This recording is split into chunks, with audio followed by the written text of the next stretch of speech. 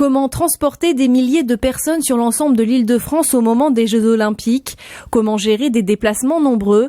Des évolutions technologiques et de transport devront voir le jour, comme à Saint-Quentin en Yvelines. Suprawest, pour nous, c'est un modèle idéal pour justement résoudre nombreux des problèmes évoqués, qui sont entre autres la possibilité d'avoir un transport très sûr, 24 heures sur 24, autonome. C'est une dynamique qui se trouve à grande échelle, qui est aussi en parallèle avec le Grand Paris Express typiquement. C'est des grands projets qui sont autant bénéfiques pour les Jeux Olympiques que pour les Parisiens à terme et les Franciliens à terme. Le transport de foule, sujet de prédilection d'Alain Krakovic, directeur général de SNCF Transilien, invité principal de la conférence organisée par l'Estaca.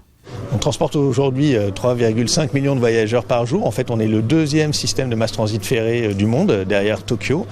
Mais on sait que l'Île-de-France va encore augmenter. Et puis on sait finalement qu'on a besoin de s'intéresser aussi aux autres mégapoles dans le monde. Dans 60 ans, on aura des mégapoles de 80 millions d'habitants.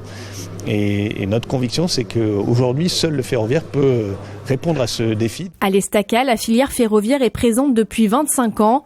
Une quarantaine d'étudiants la composent chaque année. La conférence était une occasion de susciter des vocations. On considère que globalement, il y a à peu près 50% des métiers des 5 à 10 prochaines années qui n'existent pas encore. Donc on essaie d'anticiper ce mouvement et donner une orientation très orientée vers le futur. Le transport ferroviaire est aujourd'hui encore en mutation avec des projets comme l'Hyperloop qui vise le transport guidé jusqu'à 1200 km/h.